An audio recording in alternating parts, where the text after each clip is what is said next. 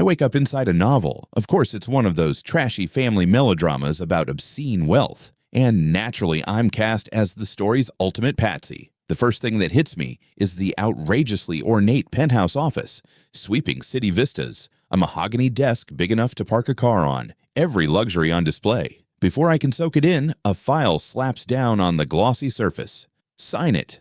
I look up and find a flawlessly made-up face contorted with impatience, staring back. Isabella Reed, the daughter our family adopted, technically my sister. Two expressionless bodyguards stand behind her like living pillars, radiating menace. In the corner of my vision, a translucent comment feed begins to crawl, a feature of this reality I'm still figuring out. Here we go. The classic beat. The hero sacrifices his company for his beloved Ethan. Isabella is such a queen. That power move. Iconic. Hurry up and sign, Caleb. Why the delay? It's just one resort. What's the harm in doing a favor for a friend? Are you deaf? Isabella raps her knuckles on the desk. The diamonds on her nails flash. Ethan needs this agreement to lock down financing. We're on a deadline. Sign now. The plot of the original book floods back to me. I am Caleb Sterling, sole heir to Sterling Enterprises, and according to the script, my own sister and her lover, Ethan Vance, are about to bleed me dry. This paper, the Hamptons Gateway Resort Equity Transfer Agreement, is the first falling domino, a key asset worth $250 million handed over on a whim. Ethan uses it as a springboard, and within a year, Sterling Enterprises collapses. My parents die under the strain, and I end up in a psychiatric facility to rot away. My gaze drops to the stark brazen words, equity transfer. My fingers trace the paper's edge. Isabella, I say, looking up, my voice oddly composed. How much does Sterling Enterprises pay you a year? She's visibly thrown, then scandalized. Her tone spikes. Caleb, what does that have to do with anything? I'm speaking to you as your sister about something important. My laugh is soft and sharp. I lift the agreement, weighing it in my palm. An adopted daughter pulling in $500,000 a year. Who gave you the right to talk to me like that? I'm the sole heir, legal owner of a $10 billion fortune. Who the hell are you to boss me around? The comment feed erupts. Wait, what? The hero woke up snappy today. Adopted? I had no idea she wasn't blood. She's moaning about a $500K salary. She talks like she owns the company. Isabella's face flushes a deep, angry red. Her breaths come quick. You, Caleb, you're being completely unreasonable. Ethan needs this. He's brilliant. He just lacks a platform. The Sterling family has more than enough. Shouldn't we help him? Can't you be kinder, more generous? Kind. Generous. I snap to my feet, grab the agreement, and slam it down before her. The impact cracks through the hushed room. You want me to hand over a $250 million project built with Sterling blood, sweat, and capital so you can parade your cheap performative charity and prop up your boyfriend's imaginary talent. I step so close the shock is visible in her pupils. Your brand of kindness, Isabella, is very expensive. The feed goes berserk. Haha, he's not wrong. $250 million, and she says it like it's pocket change. Ouch, his tongue's razor sharp today. Isabella loses it. She screams, flinging a hand at my face, a motion she's practiced 1,000 times. But the spineless brother she used to bully has vanished. I clamp her wrist in a grip like a vice. She cries out. Then, as everyone watches, I swing my arm. Crack. The slap is crisp, clean, and thunderous. It leaves a perfect crimson imprint across her pale cheek. I didn't hold back. Isabella staggers and collapses. Her immaculate hair comes undone, one side of her face already swelling. The 5-finger mark, an ugly badge. The comment feed hits a frenzy. The slap. That slap. The heroine's trademark move, but now the hero did it. OMG. He actually knocked her down. That sound was so sharp. My own jaw aches watching. She's stunned. I'm dying. The two bodyguards lurch forward instinctively. A single icy glare from me freezes them in their tracks. If either of you moves, I'll make sure your families can't get a job bagging groceries in this city, I say. They go rigid. Isabella clutches her cheek, eyes swirling with shock, humiliation, disbelief. You hit me. I don't answer. I stoop, gather the ruined agreement, and beneath her horrified stare, start tearing it up. Rip, rip. The $250 contract is reduced to confetti. I flick the pieces and let them rain over her head, a finishing touch of degradation. That was for my grandfather and his father before him, I say, looking down, my voice thick with contempt. A backstabbing leech like you has no right to issue orders here. The comment feed is ecstatic. He tore it up. A $250 gone. The confetti move. Savage. So humiliating. Bringing the ancestors into it. Legend. I press the intercom. Mr. Hayes, send in the team. The door swings open. My executive secretary, David Hayes, enters with 6 security officers, clearly on standby. Mr. Sterling. I nod toward the heap that is Isabella. My voice is flat. Notify HR and the board. Effective immediately, Isabella Reed is terminated from all positions at Sterling Enterprises and subsidiaries. Freeze all corporate accounts, credit cards, and trust access. Without my written authorization, she is to have 0 access to family funds. Yes, sir, Hayes replies without missing a beat. I add for effect. Compile all evidence of her embezzlement and the confidential materials she leaked to Ethan Vance. Distribute it to the board, and then call the police. Isabella goes paper white. Her lips tremble.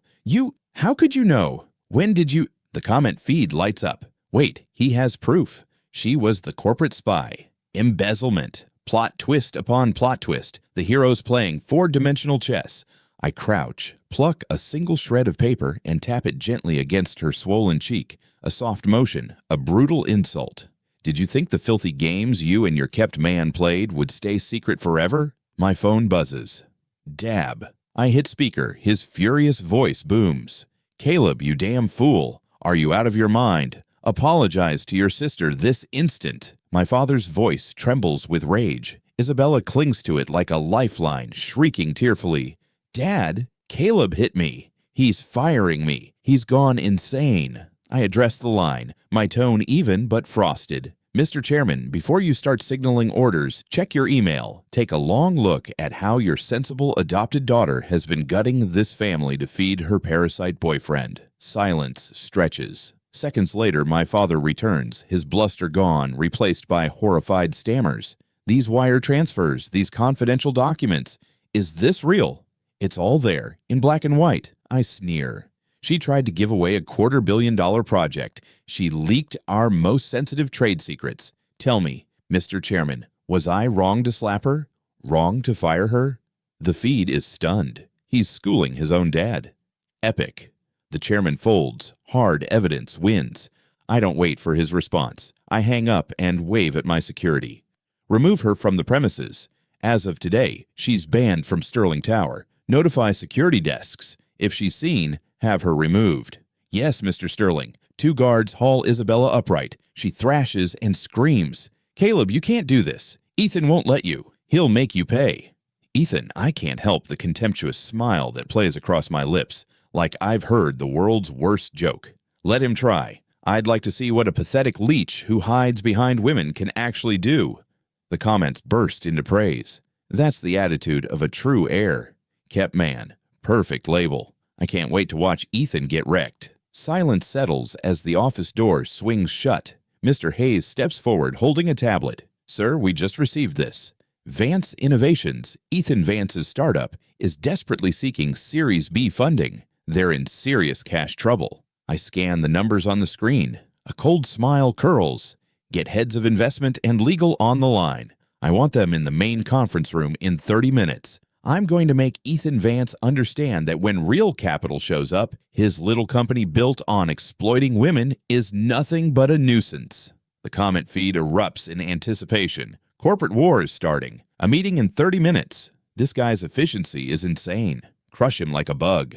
Popcorn, please. I turn to the floor-to-ceiling window and look down over the glittering city. A forest of steel and glass, a river of lights. Everything sits beneath me. Ethan, your biggest protector is gone. You're next. Your lucky streak ends here. No sooner have I spoken than the office doors flung open. Sophia Davenport storms in on stratospheric heels, with Ethan Vance close behind. The perfect picture of wounded virtue.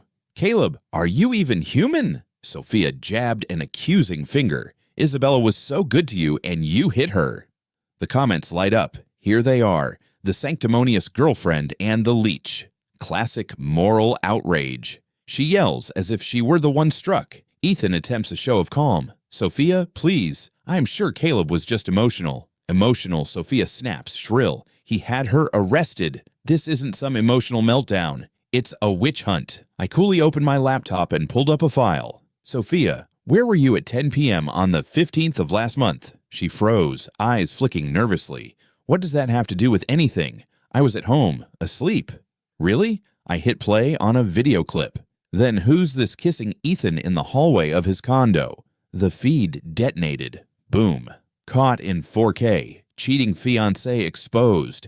I always thought she defended him way too fiercely. Sophia drained of color. You followed, I scoffed. This is from the public security camera in your beloved Ethan's luxury building. I just requested it. I opened an email. And this, yours Shang, is the confidential bid file for the Sterling tender last quarter. You leaked it to him, didn't you? I didn't, she stuttered, stumbling back. Do you want me to read the email you sent him out loud? I fixed her with a stare. Caleb's bid proposal sat on his desk. The bottom line, $370 million. Bid $365 million and you win. Ring a bell? The comments poured in like acid. Wow, ultimate betrayal. Another backstabber using her fiancé's cash to prop up her side piece. Unbelievable. Ethan lunged. Caleb, this is a misunderstanding. Misunderstanding? I sprang from my chair and swiveled the laptop toward them. Do you want me to play the audio of you coaching Sophia on how to siphon Sterling's corporate secrets? The office locked into stunned silence. Sophia trembled, lips moving without sound. I crossed the room. My voice was ice. Neil! She looked up, shocked. What did you say? I repeated each word slowly, savoring it. Neil, for betraying this family, for selling us out, you will kneel and beg for forgiveness. The feed went rabid. He's making her kneel. This guy's ruthless. Love it. That's what she deserves. Ethan tried to step in, but one of my guards shoved him back into the wall. Caleb, don't go too far. Sophia shrieked. I glanced at my watch. 3 seconds to decide, kneel or I bankrupt. The Davenports by morning. 3. She bit her lip, eyes flashing hate. 2. Her knees trembled. 1. I'll do it, she screamed, collapsing down with a sickening thud. Tears streamed. I'm sorry. I shouldn't have leaked the info. The comments tasted victory. She actually knelt. So satisfying. Served cold. I looked down at her. As of this moment, our engagement is over. You, Sophia Davenport, are nothing to the Sterling family. She looked up, incredulous. You can't... I cut her off. Also, Sterling's legal will sue you for corporate espionage. Get ready to lose everything. Sophia crumpled, face ashen. Ethan struggled against the guard, shouting, Caleb, must you be so cruel? I walked up and grabbed his collar. Don't worry, little leech. You're next. I motioned to security. Throw this trash out of my building. The feed exploded in cheers. Triple kill. Amazing efficiency. Can we get a live on Ethan's meltdown? Once the office settled, Hayes returned. Sir, your orders are in motion. Davenport Group stock is in free fall. I nodded. Keep pressing. I want them scrambling into Chapter 11 by week's end. My phone buzzed. Sophia's father. I declined and powered it off. Comments applauded. He won't even take his future father-in-law's call. Now that's power. Watching the security footage of them being dragged out, I allowed a cold smile. Ethan, I'm breaking all your toys. Soon you'll have nothing. Word that Isabella had been arrested and Sophia forced to kneel rippled through high society like wildfire. From my window, I watched Ethan's black Mercedes idling across from Sterling Tower for 20 minutes before peeling away. The comments hummed. Ethan's panicking. Lost both shields in a day. Of course, I moved fast. Mr. Hayes knocked and entered, face serious. Sir, Sloan from your security keeps asking about your schedule for tomorrow. Sloan. In the book, she was the traitorous bodyguard Ethan planted years ago. A cold smirk tugged my mouth. Leak her the itinerary for the site inspection at the new development. Tell her I'll be going alone. Sir, that's dangerous. Hayes began. I twirled my pen. I'm curious what other tricks Ethan has. The feed lit up, setting a trap, luring the snake out. Sloan's finished. Next morning, I drove to the site alone. Sure enough, a black motorcycle tailed me, the rider in tactical black. Sloan. I turned onto a secluded service road and pulled over, pretending to check directions. The motorcycle screeched to a stop, blocking my car. Sloane dismounted, combat suit tight against her frame. "Fancy meeting you here, Mr. Sterling." I leaned on the door, half smiling. "Not a coincidence. I've been waiting." Her hand drifted to her belt. At that moment, 4 black SUVs closed in from both directions, boxing us. 8 members of my real detail spilled out and surrounded us. "Search her," I ordered flatly. 2 guards pinned Sloane and extracted a micro camera, a bug, and a stun pen disguised as lipstick from her gear. The feed went wild. Caught red-handed. She was armed. They weren't just spying. Ethan was playing for keeps. I held up the stun pen. "Was Ethan planning for you to use this on me?" Sloane clenched her jaw and said nothing. "Take her to HQ." I slid into an SUV. "Notify all executives. Full company meeting in 1 hour." An hour later, the main conference room was packed. I had Sloane brought on stage and laid out every charge. "In March, you leaked security layouts. In August, you altered my father's travel plans to engineer a crash. Last month, you stole R&D files." With each allegation, the room gasped. The comments scrolled. "She's not a bodyguard, a corporate spy."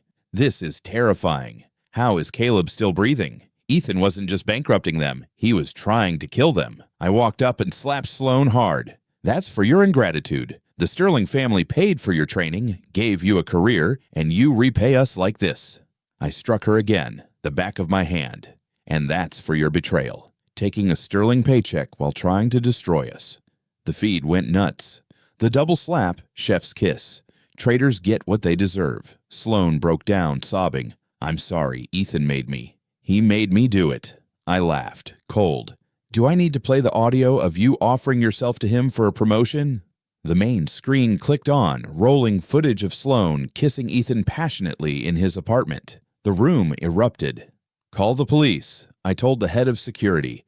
"Charge her with corporate espionage and attempted assault." Comments cheered. "Arrest her. Let her rot." As the officers moved in, Sloane suddenly broke free and lunged at me. "Caleb, I'll kill you." I sidestepped, grabbed her arm, and flipped her cleanly to the floor, pinning her knee. "While you were playing spy for Ethan, I was training with special forces," I whispered in her ear. The comments lost it. "He knows hand to hand." Smooth takedown. This guy has surprises. The police wrestled the struggling Sloane away. I straightened my jacket. Effective immediately. We're overhauling corporate security. New background checks for everyone. If you have something to hide, resign now. After the meeting, Hayes updated me. "Sir, Vance Innovations just failed to secure funding. Their stock plunged over 30%. I watched Ethan's Mercedes still idling across the street." "Send him a message," I said coldly. "Tell him the game is only starting." The feed fizzed with anticipation. Ethan's cornered. At this pace, he won't survive the week. The Monarch Grand's ballroom glittered that night, packed with New York's elite. Ethan stood center stage in a bespoke suit and an eye-wateringly expensive watch, flanked by a wall of cameras. "Thank you for coming to my birthday tonight," he began, voice trembling with rehearsed sadness. "Some recent events have been deeply painful. I've always tried to lead with kindness, but reality is harsh." He paused for the cameras to capture the act. The comments sniffed. "Ugh, so theatrical. Pity party incoming." Then the ballroom doors exploded open. I walked in flanked by a 12-person team, 6 black-suited bodyguards parting the room, lawyers clutching sealed briefcases, 2 techs hauling projection gear. Our arrival sucked the air from the room. Every lens swung from Ethan to me. "Looks like I'm right on time," I said, and walked toward the stage. My steps were steady, every stride measured and unhesitating. "Mr. Vance," I called, voice smooth as glass. "Since you adore theatrics, how about I help you build a bigger stage, one where the entire city can finally see what you really are?" Ethan's face drained of color. Then he tried to recover the practiced composure. "Caleb, this is private. You're not welcome here. Security, remove him." A handful of hotel guards stepped forward, hesitant, and stopped dead at a single hard look from my chief of security. I wrenched the microphone from the MC's hand. My words filled the room through the luxury sound rig. "Don't be so hasty. I came tonight bearing a birthday gift you'll never forget." I nodded to the technicians. The vast LED behind the stage flared to life with a brutal close-up of Ethan's panicked face. "First," I announced, "let's listen to a rather enlightening recording. Ethan's voice rang out crisp and unmistakable. Isabella, Caleb's a simple-minded fool. Keep him cozy and secure me that resort project. When it's done, you'll be Mrs. Vance. Sophia, I need that sterling bid price. If you have to sleep with that old board member to get it, do it. I'll make you my wife. Sloan, drug Caleb. Make it look accidental. Use an untraceable neurotoxin. The comment feed detonated. Confession. Solicitation to murder. He even planned to poison him.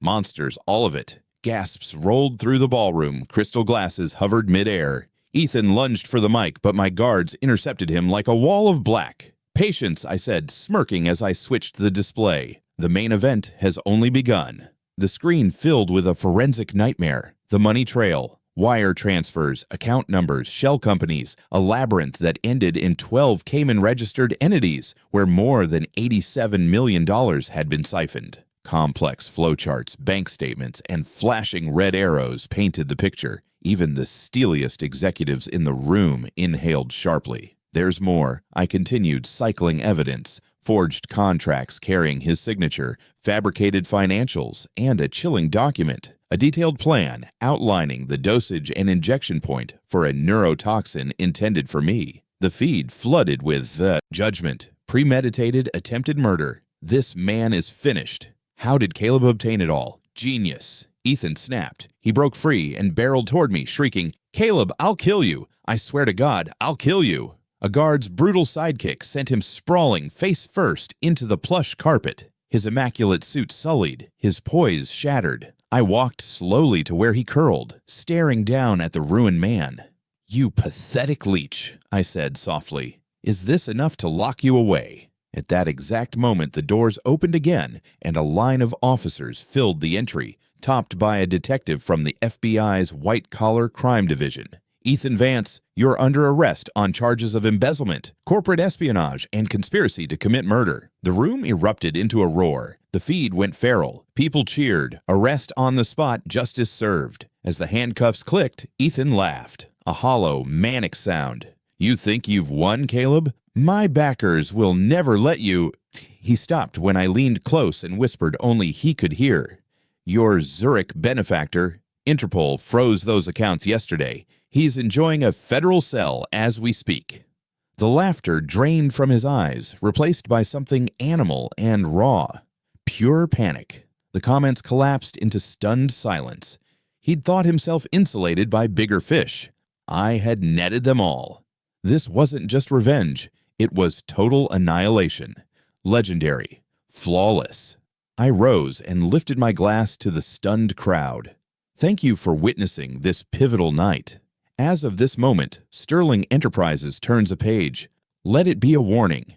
Anyone who mistakes this family for an easy mark will meet the same fate. Camera flashes exploded as Ethan was hauled away. His humiliation transmitted live to the world. The social feeds lit up in unison. Royce, Ethan, Vance arrested. Char scumbag of the century has Sterling Enterprises trending everywhere. By the opening bell, our stock jumped 15%. Nearly $1 billion added to our market value in a single day. Mr. Hayes stepped up with the evening's final tally. "Sir, Vance's domestic assets frozen. Vance Innovations declared bankruptcy, and Zurich has seized the offshore holdings." I swirled the wine in my glass. "Prepare to press for life without parole. Begin asset recovery. Every cent taken returned with interest." The comments thirsted for more. Life without parole, let him rot. This drama exceeded any film. 3 months later, I sat in the plaintiff's gallery at the New York Supreme Court as a media storm swirled outside. Ethan, gaunt and hollow in a prison jumpsuit, stood on the other side. The feed buzzed. Finale incoming. The judge's voice fell like a gavel of fate. Ethan Vance, convicted of embezzlement, corporate espionage, and conspiracy, is sentenced to life without parole. All assets forfeited. The gavel thudded. Ethan collapsed and had to be dragged out. Passing me, he, "Fractious, Caleb, I'll haunt you from the grave." I adjusted my cufflinks, looking down. "When you get there, try me. I'll make a ghost wish it had a life."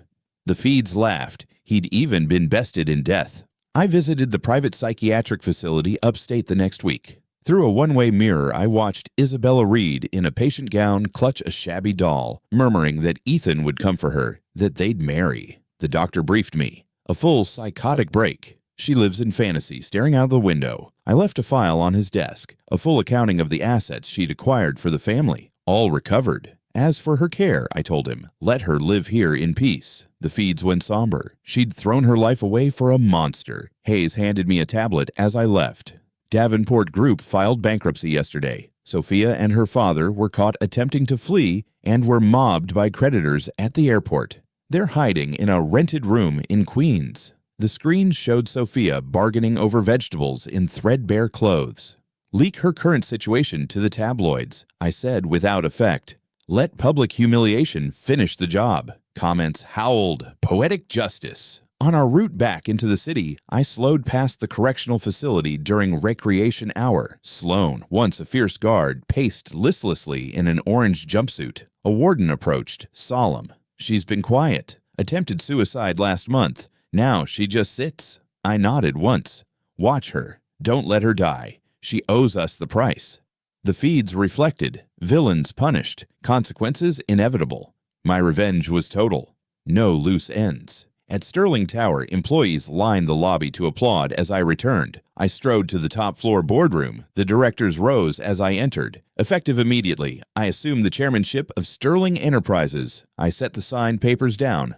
First order, restructure this board. I read 7 names and announced resignations, adding, dossiers of illicit dealings with Ethan Vance have been delivered to the FBI. Faces went pale as security escorted them out. The feed applauded, cleansing the rot. Second order, I continued, bringing up a global map. Our strategic pivot. Acquire bankrupt Vance Innovations and absorb its key assets. Purchase Davenport Holdings at a 10% premium and launch an aggressive global expansion. New York first, then overseas. We've secured partners at 3 international investment banks. Our first office abroad opens next month. Applause swelled. The feeds buzzed. From revenge to empire. Caleb was building an empire. That evening, I sat for an exclusive financial interview.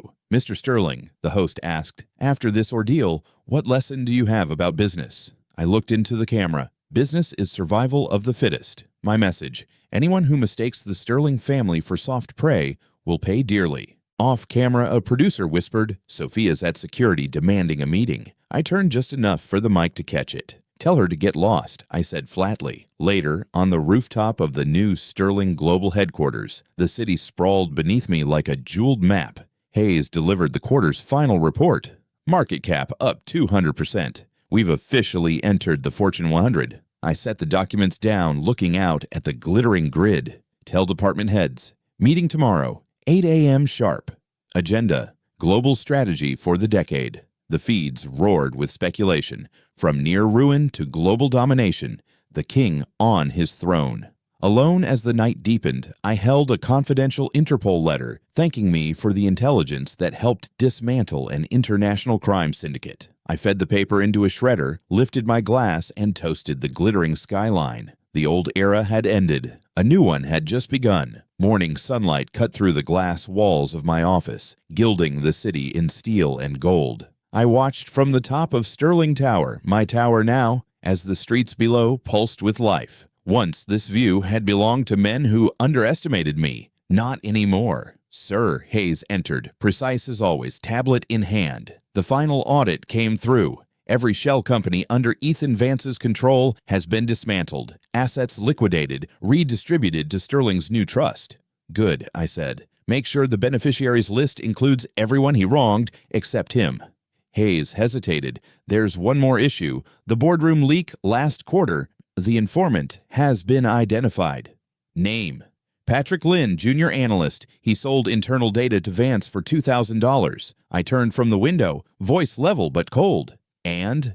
He's been detained by internal security, waiting downstairs. I descended to the security floor where the trembling analyst sat in a chair under harsh white lights. Mr. Lynn, I said softly, why betray a company that fed you? He stammered, eyes darting between guards.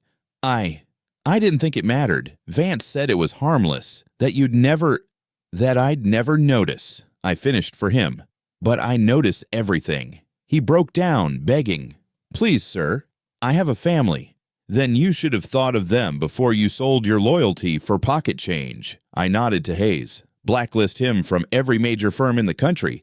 quietly. No charges. Let obscurity punish him better than prison ever could. The feed, had this been streamed, would have murmured approval. Surgical retribution, efficient, merciless. But I didn't need an audience this time. Vengeance had become habit, not spectacle. Back in my office, a soft chime signaled an encrypted message. It bore no sender ID. I opened it. "We know what you did to Vance. Meet tonight. Alone. Doc 9.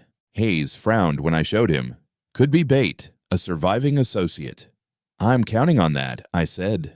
Dock 9. The wind off the Hudson was sharp and metallic that night. The docks lay deserted, save for a black sedan idling near the water. A man stepped out. Tailored suit, silver hair, calm eyes that watched the world as though it were prey. "Mr. Sterling," he greeted. "Or should I say, Mr. Successor?" "Name," I demanded. He smiled faintly.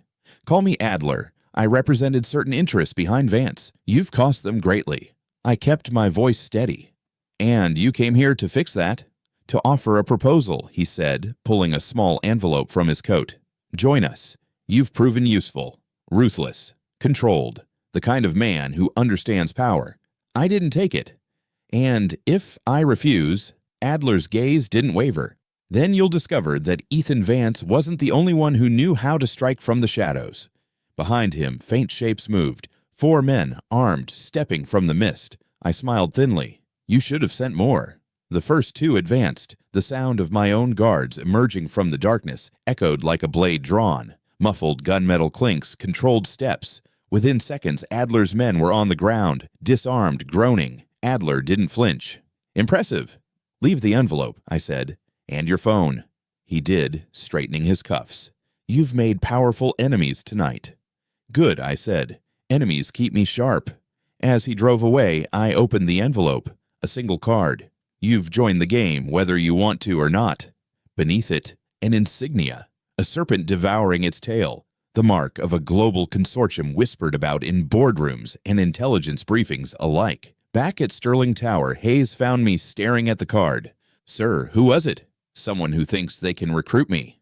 "And what will you do?" I slid the card into a drawer and locked it. "Wait, let them make the first move." He hesitated, then said, "Sir, forgive the question. Are you certain you're done with revenge?" I turned to the skyline, city lights shimmering like the stars of another world. Revenge? No. That was only practice. 2 weeks later, a call came through my secure line at 3:14 a.m. "Mr. Sterling," the voice said, calm, feminine, unknown. "We have something you'll want to see." Screens lit up across my wall, showing footage from an offshore data center. A familiar logo flashed across the servers. Sterling Global. Then came the reveal. Hidden transactions, shell firms, traced back to me. Hayes burst into the room moments later. "Sir, we've been breached. They've fabricated evidence, painting you as laundering funds through ghost accounts." "How long before it hits the press?" "Minutes." I took a slow breath. "Prepare a statement." "And Hayes?" "Yes, sir." "Activate Protocol Ironclad." He froze. "That wipes all external data connections. It'll make us vanish from the grid for 72 hours. "Exactly," I said. "If the enemy wants a shadow war, we'll fight in the dark." The building's systems dimmed. Screens flickered off one by one until the only light was from the city beyond the glass. "Sir," Hayes said quietly, "this isn't business anymore." "No," I agreed. "It's war." The night of the breach became the first of many sleepless ones. Sterling Tower hummed like a silent fortress, disconnected, sealed, self-contained. No internet, no networks, no outside signals. Just a handful of trusted staff and the soft pulse of emergency lighting. Hayes stood by the glass wall watching Manhattan flicker below like circuitry. "Sir, all external servers purged. Every remote access link burned." "Good," I said. "Now we hunt." I opened the encrypted archive, a folder labeled Project Serpent. Buried within, Ethan's old correspondence, not to investors but to anonymous accounts traced to 6 continents. Every email signed with the same symbol Adler had shown me, the serpent devouring its tail. "They weren't just funding him," I muttered. "They were testing me." Hayes frowned. "Testing you, sir?" I nodded. "They watched me destroy him. They wanted to see how far I'd go, how capable I was when cornered. The deeper I dug, the clearer it became. This consortium wasn't new. It had existed for decades, hidden behind legitimate firms, manipulating markets, toppling corporations, even governments. A financial hydra with no face and infinite reach. Ethan was merely a pawn, Adler a recruiter, but they'd made one mistake. They'd let me see their symbol. Day 3. Counter-strike. 72 hours later, protocol ironclad lifted. The outside world returned like static after silence. News channels screamed accusations. Sterling empire under global scrutiny. Financial fraud or frame-up. Hayes approached with grim efficiency. Sir, the leak spread fast. The Securities Bureau opened an inquiry. Expected, I said, and the forensic trace came from a Swiss node, but the connection bounced through 17 proxies, practically untraceable. I smiled faintly. Practically. In the conference room, I spread out maps of server routes and offshore networks. Hayes, how long to rebuild our cyber division under my direct control? 48 hours if we pull analysts from R&D. Do it. And find me someone who doesn't fear ghosts. By the second night, our digital fortress pulsed alive again. Dark, encrypted, lethal. I sent one message through the same hidden channels that had been used to frame me. You wanted my attention. You have it. Hours later, the reply came. Then prove your worth. Singapore, midnight, Tower 51. Singapore, Tower 51. The elevator climbed 50 floors in silence. At the top, a rooftop helipad glowing with soft amber light. Wind tore at my coat. A single figure waited. Adler again, holding 2 glasses of whiskey. Mr. Sterling, he said, smiling like an old friend. You survived the first test. I don't play games, I said. Then you misunderstand. You already are one of us. He gestured toward the skyline, lights like data points stretching to infinity. The Serpent Society isn't an enemy. We're the architects of balance, ensuring chaos never consumes the market. Ethan failed us because he was impulsive. You, however, are precision itself. I said nothing. He poured the whiskey, the amber liquid catching the light like liquid gold. Join us, and you'll never fight alone again. Refuse, and your empire becomes ash before dawn.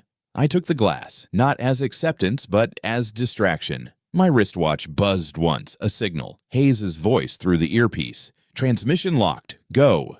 A tiny drone above the helipad emitted a pulse, invisible but devastating. Every device within 20 meters shorted. Adler's phone exploded in sparks. He recoiled, fury flashing behind his calm. I don't negotiate with ghosts, I said, tossing the whiskey aside. Tell your masters I'm not for sale. The next day, headlines blazed. Unexplained power surge at Tower 51. Corporate meeting interrupted by fire. No one connected it to me. No one ever would. Weeks later, the counterattack. One by one, I began dismantling their infrastructure. A hedge fund in Zurich, liquidated overnight. A shipping front in Lagos, exposed for laundering. A shell conglomerate in Dubai, audited into bankruptcy. Each hit triggered waves across the markets until the serpent itself started to writhe. Then came the warning. Another envelope slid under my office door in the dead of night. Inside, a single black card. You've declared war. Prepare for consequences. The next morning, the consequences arrived. A truck exploded outside Sterling Tower. A message without casualties, but with intent. Sirens wailed through the financial district. Hayes burst into my office, eyes blazing. Sir, this isn't business anymore. This is terrorism. No, I said quietly, watching smoke curl into the dawn. This is proof they're desperate. I walked to the window, phone in hand, and pressed record. Message to whoever's listening, I said into the camera. You can burn my buildings, hack my servers, frame my name, but you can't kill what you don't understand. A man with nothing left to lose. I sent the video to every encrypted node I'd ever traced back to the serpent. It wasn't a plea. It was a declaration. And somewhere, far from the city, someone watched that feed and whispered, he's becoming one of us. The serpent thought they could bleed me slowly. They underestimated what happens when you corner a strategist with nothing left to protect but his legacy. Weeks turned into months. The war moved underground, silent, digital, merciless.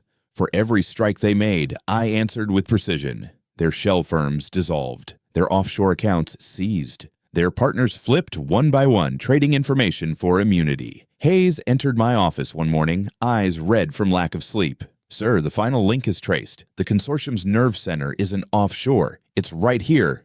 Wall Street. I smiled faintly. Of course it is. The snake always hides in plain sight.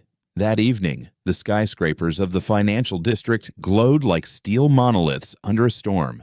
I stood on the rooftop of Sterling Tower, coat whipping in the wind, as a dozen encrypted feeds streamed to my tablet. "Begin the cascade," I said. Across the city, a chain reaction began. Servers blinked out one by one. Private equity networks froze. Anonymous accounts evaporated into digital dust. Billion-dollar fortunes vanished overnight. The serpent devoured itself, each segment severing the next. Hayes's voice came through the comms. "Sir, it's done. They're finished." But I wasn't smiling. Victory never felt like celebration. It felt like silence. The kind of silence that comes when your enemies are gone, and you realize you've built a world too quiet for comfort. At dawn, the markets opened to chaos. Unprecedented crash in offshore holdings. Mass arrests across multiple continents. Interpol confirms dismantling of secret financial network. The same Interpol director who once sent me that letter now appeared on live broadcast. Thanks to the cooperation of private intelligence from Sterling Enterprises, he said, an international crime syndicate has been neutralized. They didn't name me, but the world already knew. By nightfall, Sterling stock hit its highest point in history. Our valuation crossed into the trillion mark. Investors called it divine justice. Comment feeds lit up like fireworks. He broke the unbreakable. From revenge to revolution. Caleb Sterling, king of the new order. Later that night, I stood alone in the boardroom, the same one where Ethan Vance once plotted against me. His chair was still there, untouched, a relic of arrogance. Hayes entered quietly. "Sir, there's a message for you." "From who?" He hesitated. No signature, just a symbol. He placed the black envelope on the table, embossed in faint silver. The serpent, split down the middle. Inside, a single card. "Congratulations, King. The board is yours. But remember, every king sits on borrowed time." I stared at it for a long moment, then slid it into the drawer beside my watch. "I built my time," I murmured, "and I decide when it ends." The city outside shimmered beneath me, a constellation of power and promise. Sterling Tower, the tallest spire, pulsed with white light against the night, a monument to calculated vengeance and rebirth. Reporters would call it a redemption story. Analysts would name it a miracle turnaround. But those who understood, the ones watching from the shadows, knew it was something else entirely. It wasn't redemption, it was reclamation. Hours later, I found myself once again at the rooftop edge, the skyline stretching like an empire beneath my feet. Hayes joined me, hands folded behind his back. "Sir, the world's waiting for your statement." I took a breath, eyes tracing the horizon. "Tell them this, Sterling Enterprises doesn't rebuild. We evolve." Every fall was part of the design. Hayes nodded. "And the others?" "Let them watch," I said quietly. "Let them wonder if I'll come for them next." He left me there, alone with the wind and the faint hum of the city. I raised my glass, the amber liquid catching the reflection of the towers below. "To Ethan," I said softly. "To every traitor who taught me how to win. Then, to no one but myself, the old era is over. Long live the new one."